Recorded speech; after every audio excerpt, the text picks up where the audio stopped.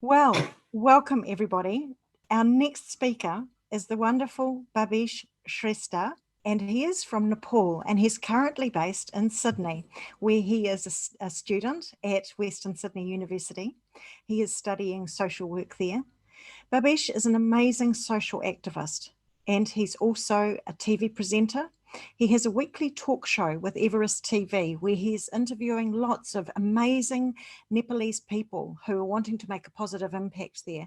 And he's particularly keen on empowering the Nepalese youth that are based in Australia so that they can grow as people, as change makers within their own right, and to be able to give back in Nepal and in that community.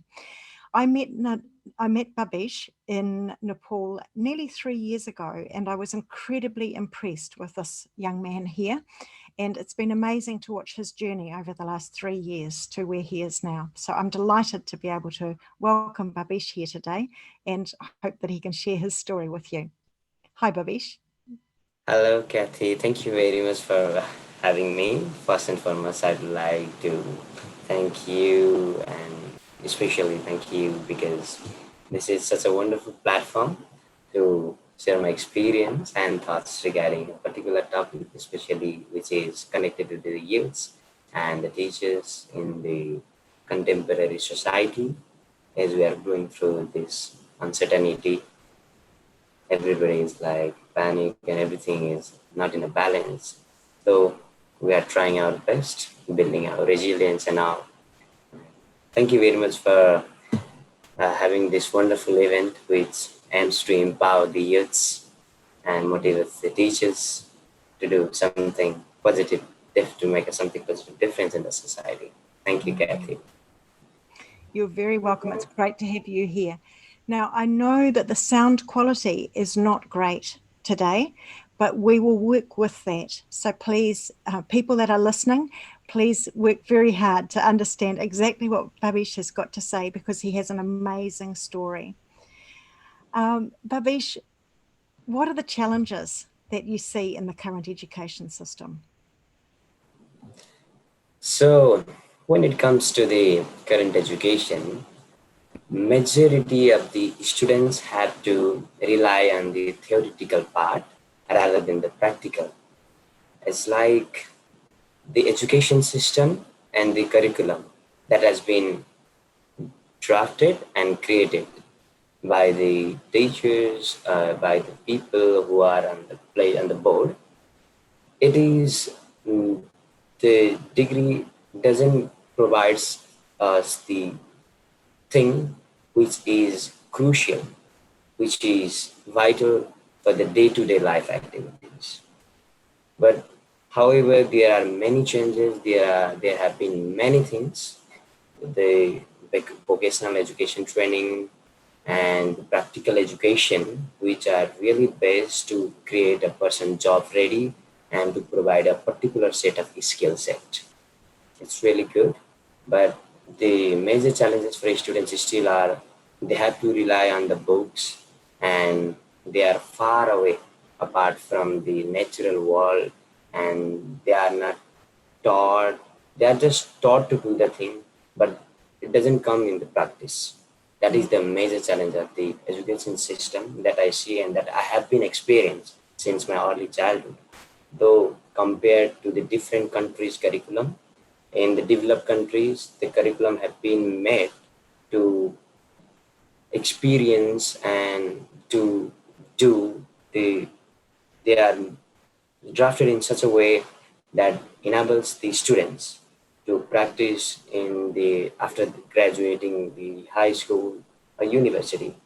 But still, in those countries we are underdeveloped, developing, their curriculum seems to be like quite impractical. I would say, because they are mostly theoretical based and like it is like the students have to just read that thing and the another next day the teachers come and they have to read all the thing, they have to remember all the book and go to the exams and write the same thing, and afterwards when they advance to another class and they forget everything what they have learned in the last year.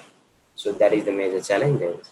So what I believe is the education system, the curriculum should be created in such a way which is really helpful for the life skill of the person, because education should be the back, as education is considered the backbone of the human beings, it should work in such a way which is helpful for the an individual's whole lifetime, not a particular time frame, I must say. Yes, and you're talking from your experience in Nepal, but you have also had many experiences with people from other countries. I know when I met you, we were meeting with more than 200 young people from 17 different countries, and many of them, most of them, had exactly the same stories about going to school and the education system being just the curriculum, just the content, and it was totally separate from people's everyday life, wasn't it? So it was not just in your experience, but it's in the experience of so many other people that you have met. And Bhabish, I'm hearing the same stories in New Zealand from many of the young people here, that again, it is learning for exams instead of learning for life. So it's not just developed countries, developing countries. This is a common problem around the world now. Yeah, it's really a sad thing to hear that. It is still one of the major problems for the students to learn the same thing in a year and just write it down in a paper when the exam date is scheduled.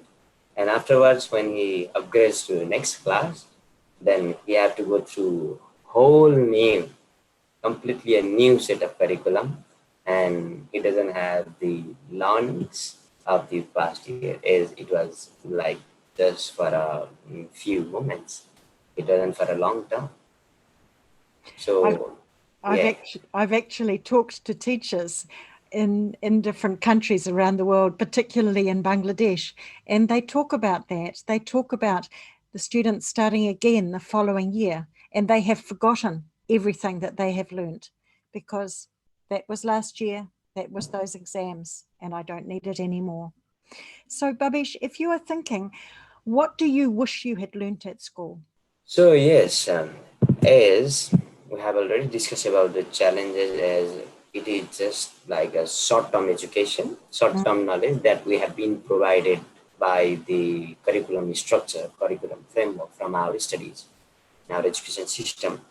I wish I could practice the thing that I have learned in my curriculum, as it doesn't apply to all subjects though I would like to share my experience, as I had to study science in my till class 10, grade 10. But honestly, I haven't been given any chance to go to the science lab, as it was because of the lack of resources as well. I wasn't able to go to the science lab and do the practical of those things which were mentioned in my books. And that was the major challenges, as we just have to read how does the chemical compounds and everything goes well, how does the experiment happens, but we are not able to experience the experiment. So it is really like a worrying problem, a worrying scenario for most of the students like me across the globe, I believe.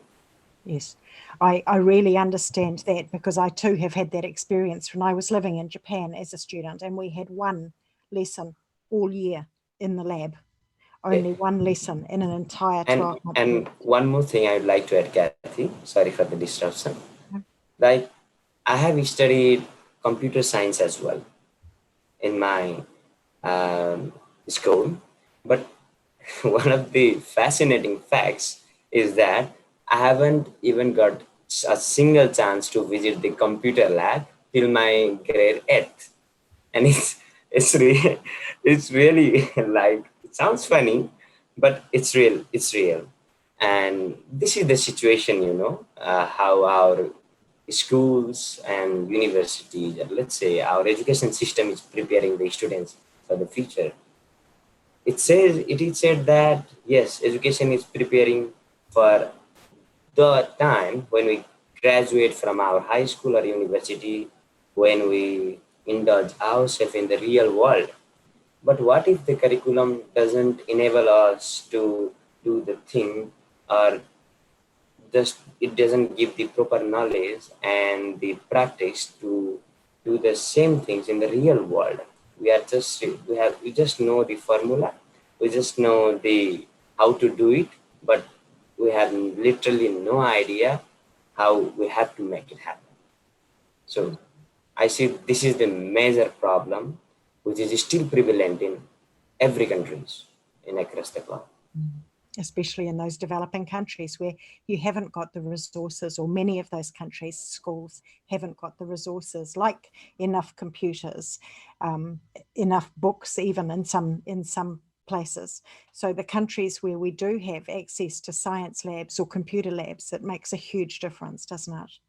Yeah, and one more thing, as you have already added, like the enough books is another problem. And I'd like to talk about my home country, Nepal. Still, the situation is the same. Many people won't believe that.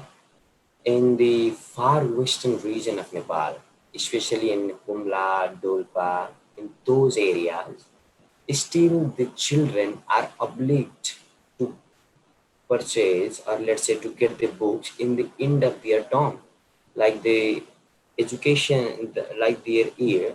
When a student pass to class 9, the annual academic year starts from let's say April, but they get the chance to read books and to have their own books after 7 and 8 months. They are obliged to rely on their teacher. They just have a single book. They read just a single book with the teacher, but rest of the classrooms are obliged to have just the pen, pencil, or the copy, and they have to rely whole on the teacher and whatever he teaches in the classroom. And according to that, they have to prepare themselves for the exam. So So this is there is only one book in the yeah. There is class, only one book in the and whole classroom. that is had by the teacher. Yeah, that is head by the teacher. And so the teacher uses the content of that book to teach all of the students, and then the students need to learn from that. Absolutely. And this situation, and still, it is still the same situation in the far western and underdeveloped districts of Nepal. It's And quite something, isn't it? it's really worrying situation for everyone, as they have to rely on the teacher and they have to prepare themselves for the exam and all. And even there are not much exams, I guess, because of the lack of the books and all the resources. And yeah, this is one of the pathetic plight, I must say, of the far western and those regions which are still underdeveloped, or let's say which are where still the children have to wait for 7 and 8 months after their annual academic year to get their books in the government schools. And there are not enough private schools as well. And I think one of the another challenges of education system is the privatization of educational system as well, like the public schools and the private schools, especially in the underdeveloped countries, let's say developing countries like Nepal, as I have experienced that, like you will find a huge difference between private and public schools. In the public schools, it is not well managed. It is lack of facilities and resources.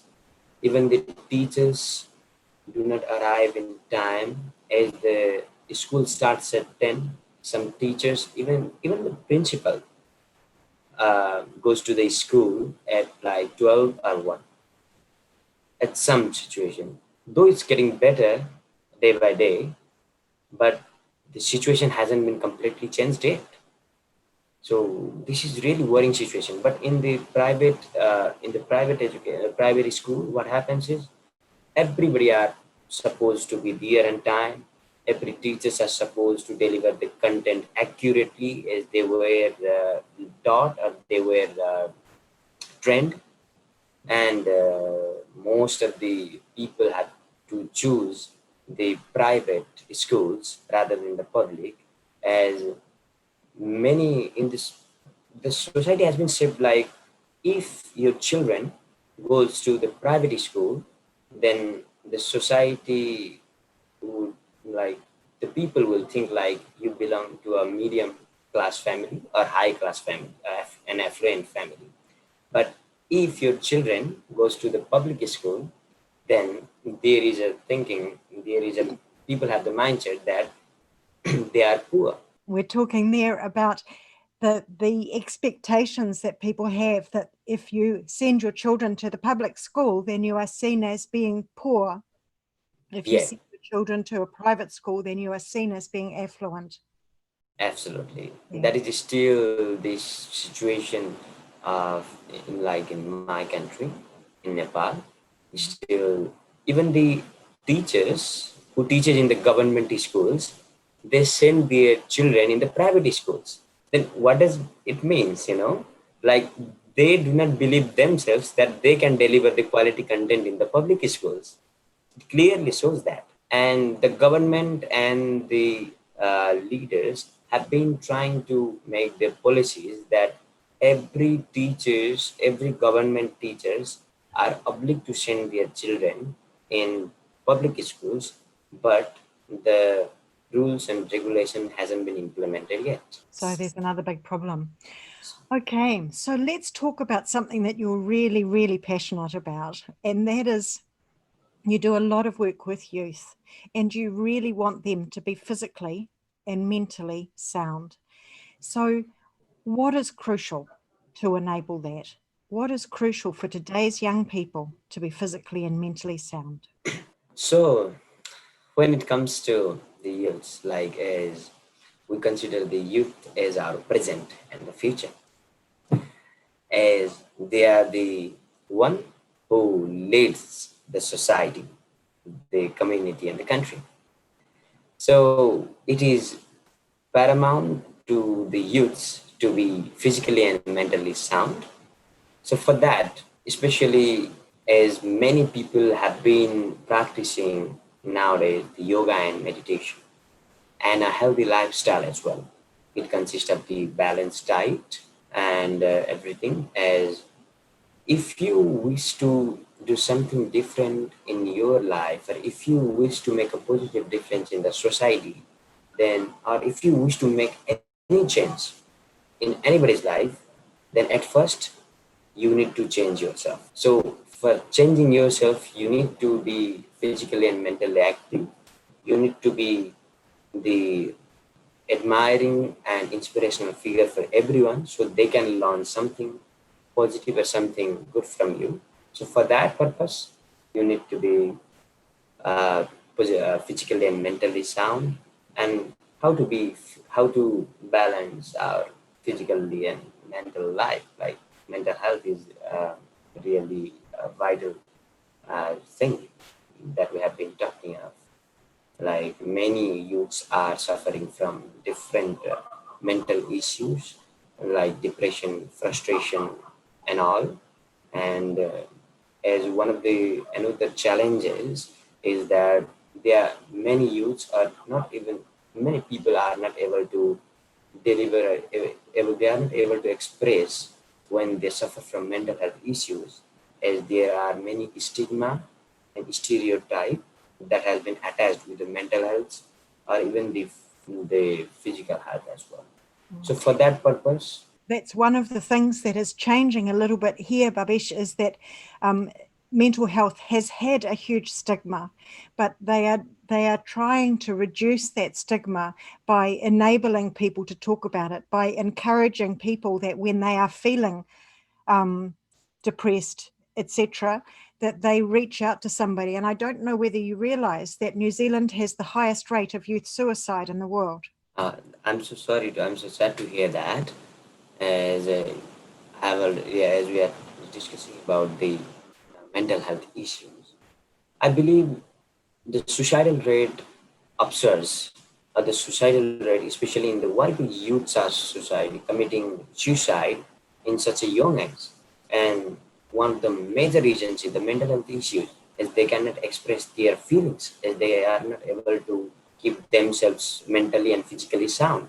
It is all because of the let's say stereotype that has been attached with the mental health issues and all, as we are used to believing the society doesn't accept the mental health issue. They are afraid that they won't be able to be involved in any sector of the society if they share their problems with others.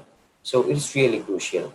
And what I see as the solution of maintaining the physically and mental health sound, as I have already early mentioned as well, that a healthy lifestyle, what you do when you work, after you wake up till the time when you go to the bed, what you do between the interval of the time. As many youths are being fascinated towards the yoga and meditation, and I'm really happy to share with you that uh, there are many youths in my country, and especially in here in Australia as well. I have seen that they have been practicing yoga and meditation in their regular day-to-day life activities, and which is really beautiful thing, as it enables everyone to have a positive mindset, a clear vision, a clear mission and goal, as um, it allows everyone to have a long-term goal, or let's say it will show a positive pathway to everyone, you know. If you are physically and mentally sound, then you can do anything you wish to, and you can set a goal with what you have been longing for since your childhood. So I believe practicing yoga and meditation in a regular basis will definitely allow not only the youths but every age group of people to balance their life, to have to achieve their different set of goals, and to make a positive difference and change in the community, definitely, as if they are healthy or if they are doing something positive change, then they will definitely spread the word. They will definitely share with their friends and families, which will allow them to get involved in the different community changing programs and developmental programs, which will lead us to a better future, which will lead us to the prosperity, I Mm. believe. Yes, you in New Zealand, there are some people doing meditation and yoga, but there is a much wider spread of people that are starting to do mindfulness, to be able to take that time each day to calm themselves and to be able to be very mindful about what they're doing. And I think that that is making a big difference for people. Part of what you talked about within that was, and what we talked about the other day as well, was you see that it's very important for young people to have a mission and a vision for what they're wanting to achieve in the next 5 years, to have a purpose that they care about so that they can focus on that as well. Is that something that you think is important? Absolutely, I do think it's really, really important, especially for the youths. As many, even I wanna share an example with you as well, an experience that I have been experiencing in different moments. Like many of my friends come to me and say that they wanna do something different. They wanna achieve their set of goals, but when I ask them, where do you see yourself in next 5 years? The answer will probably be the location. I will be in this country, or I will be in another country. And when I ask them what you will be doing in that country, which profession you will be involved in that time frame, then they are clueless. They have no idea. And they feel like, oh, I haven't ever thought of this. What will be I doing after 5 years? And this is, I say, $1 million question. What, where do you see yourself in next 5 years? Because this is the question, and if you are able to find the answer, then it means that you have a clear mission, vision, and goal. That you will be doing these things, so you will be achieving a particular uh, set of goals in the next 5 years.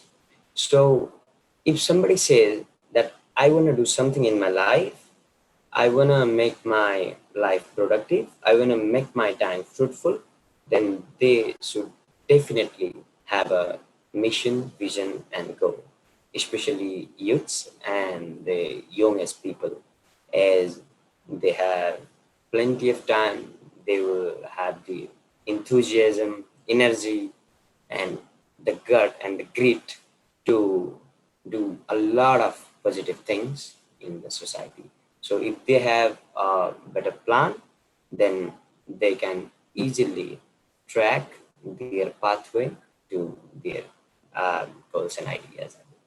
And I think you in your own life are a really clear example of that. And I don't know when your deep-seated desire to help empower young people, I don't know when that started, but what I've seen in you over time is that you have had this goal, you've had this desire to help young people grow and become leaders in their own right.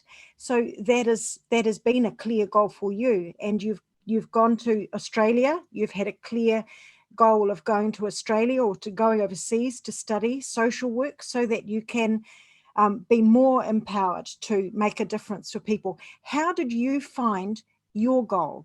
So, thank you very much for your beautiful words at first. I remember the first day when I have been to one of our community child clubs. And that day, that is the day when I started my social activism journey.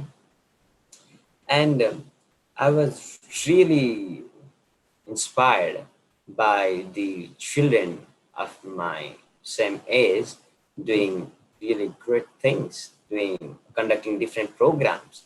And I found my, let's say, passion and interest that social activism is something that I have been willing to do since my childhood.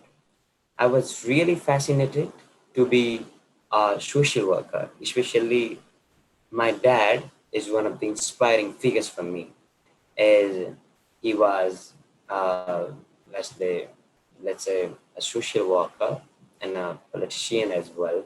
And he always used to say me that we should always give more than we take. As the world is about give and take, though we should always be mindful about that. We should be giving more than we take, as it will allow everyone to make a positive difference in the society.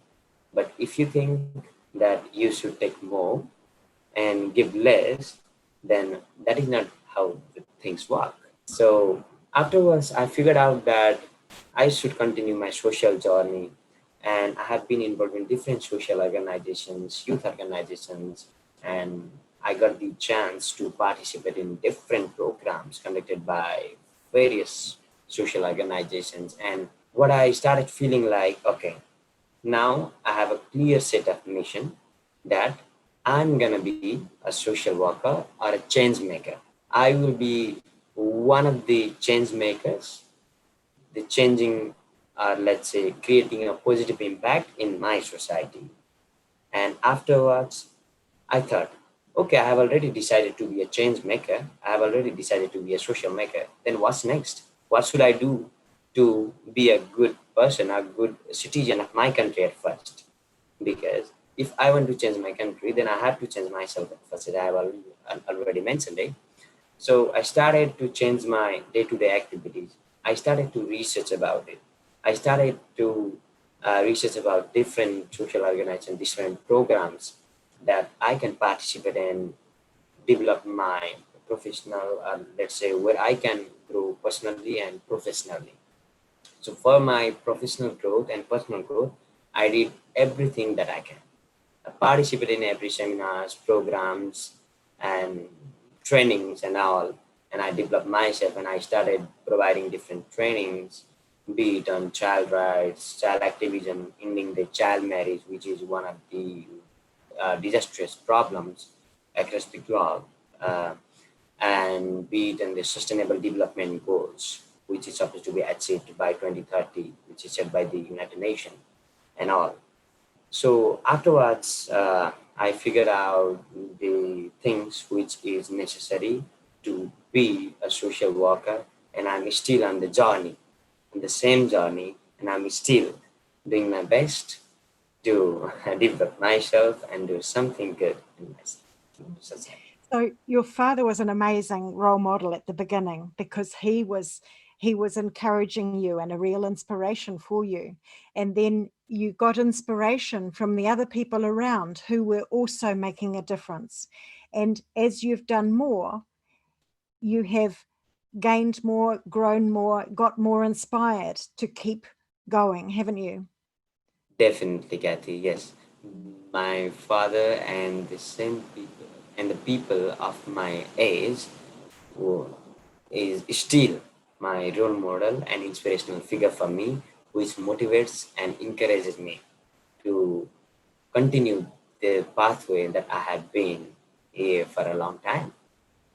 And so looking for those role models also helps to give you inspiration, which gives you that motivation. I know one thing that we were talking about recently was around motivation, and you have lots of young people coming to you and saying, how do you stay motivated?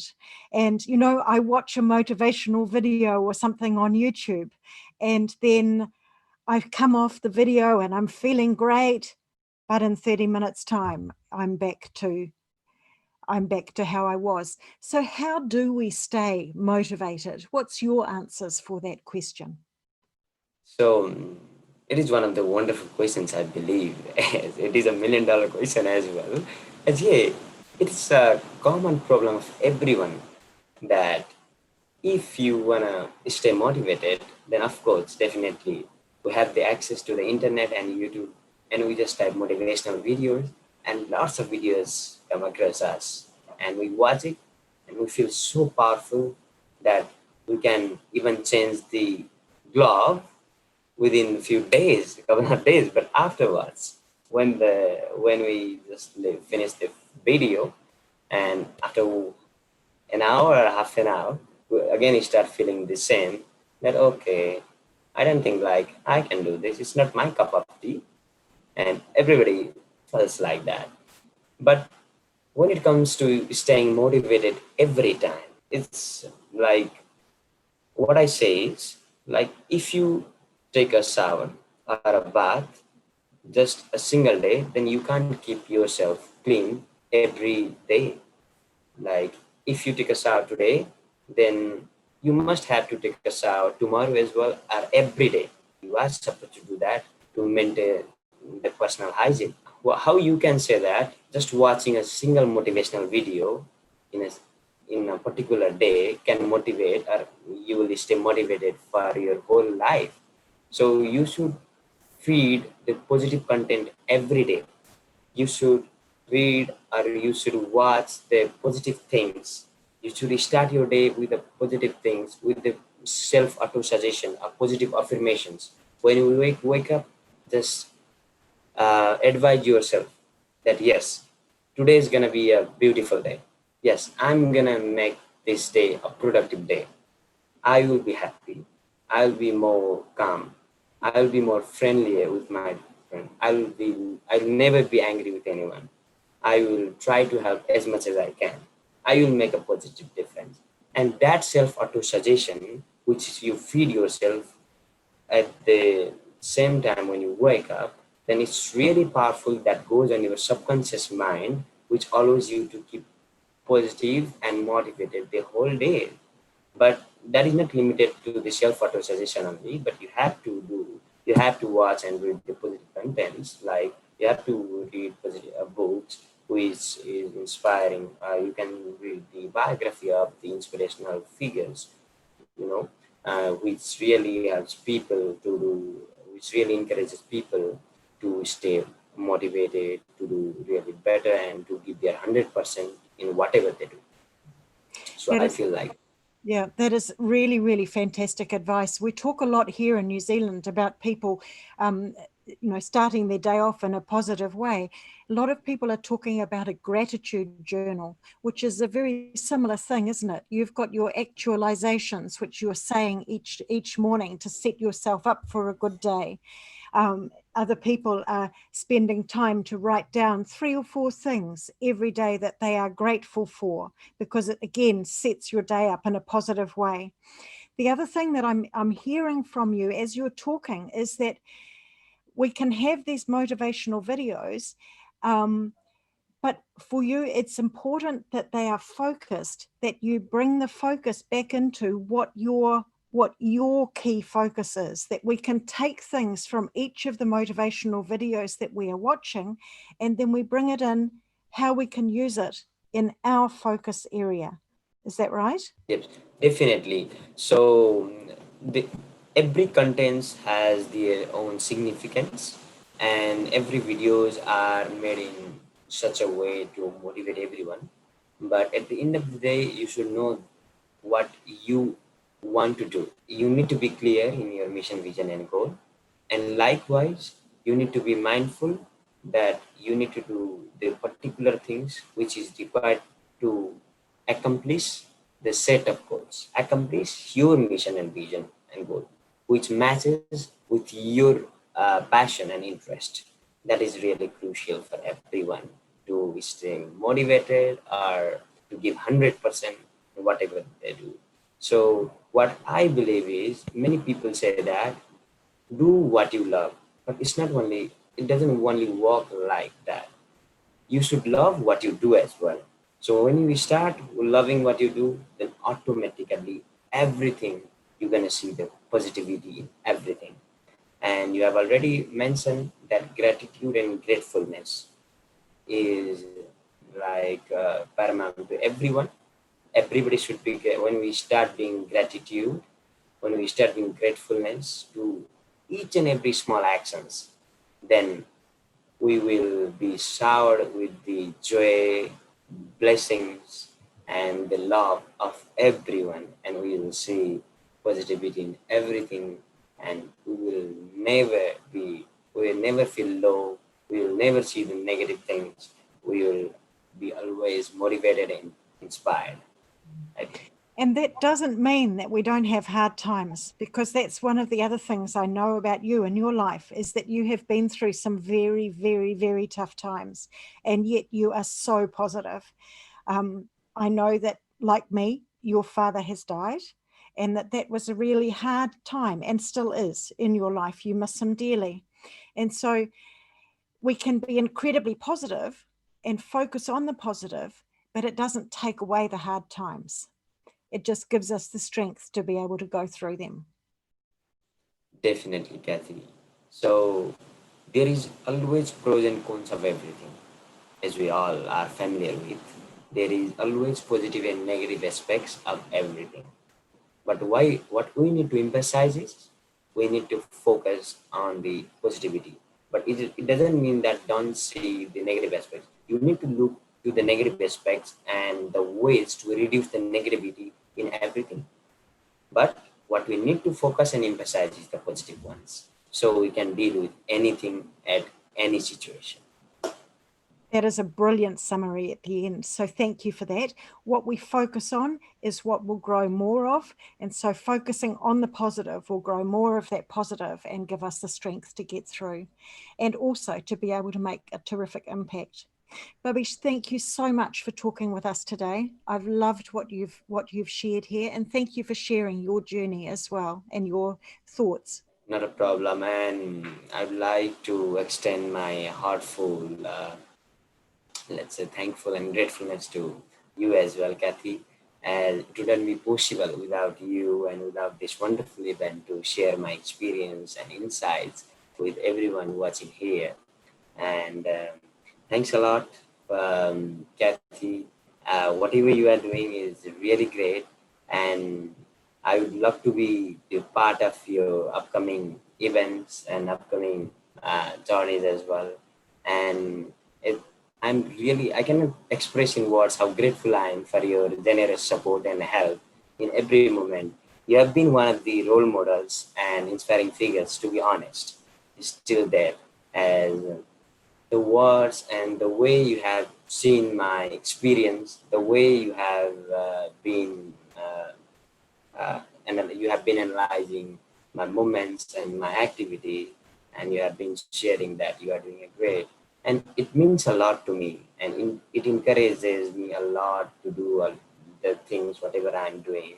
And whenever I feel like, okay, I'm feeling quite low, then again, I feel high and I feel very good. And my heart is really full of blissfulness and all blessed. I'm really blessed and blissful to have you in my life as well, as a mentor, as a teacher, as a friend, I would say. Yeah, no, thank you very, very much. And I know that you do exactly the same for the people that are around you, that you provide that same encouragement. So thank you. Keep doing what you're doing. I'm looking forward to seeing where it takes you in the future. And I wish you all. Absolutely. Thank you very much for your beautiful words, Kathy. Thanks a lot for having me here. Thank you very much.